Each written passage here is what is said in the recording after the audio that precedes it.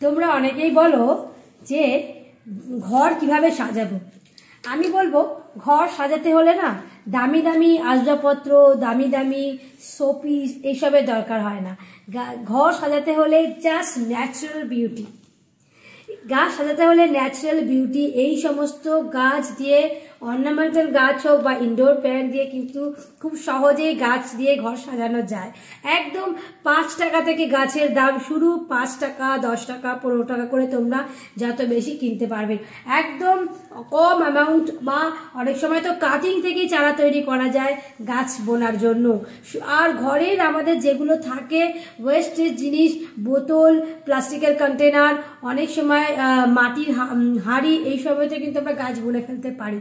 তো গাছ বোনার জন্য অনেক টাকা খরচ করার কোনো প্রয়োজন নেই, শুধু একটু সদিচ্ছার প্রয়োজন হয় আর একটু যত্ন ভালোবাসার প্রয়োজন হয়। তাহলেই দেখবে সন্তানের মতো গাছগুলো কিন্তু তোমাদের খুব একটা ভালো রেজাল্ট দেবে।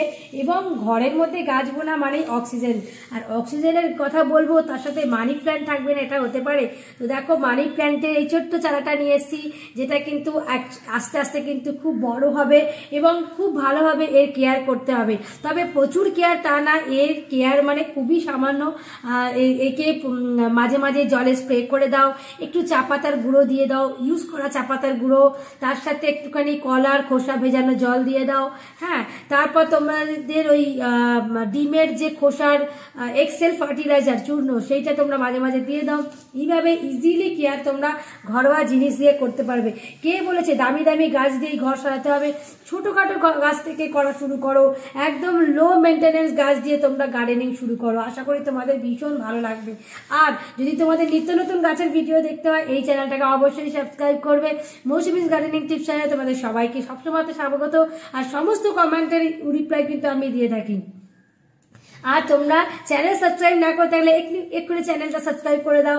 আর মৌসুমীজ ডায়েরি আর ব্লগ চ্যানেল নামে আমার আর একটা চ্যানেল রয়েছে, যেখানে আমি আমার গার্ডেনিং এর চ্যানেলের যেগুলো ব্লগিং তোমরা দেখতে চাও, গার্ডেনিং এরও কিছু থাকে, আর রান্নার রেসিপি, ফুড, সেগুলো সবই আমি থাকি। তো দেরি করছে কেন? অবশ্যই লাইক, শেয়ার, কমেন্ট করতে ভুলবে না। তো আজকের জন্য এইটুকুই, টাটা।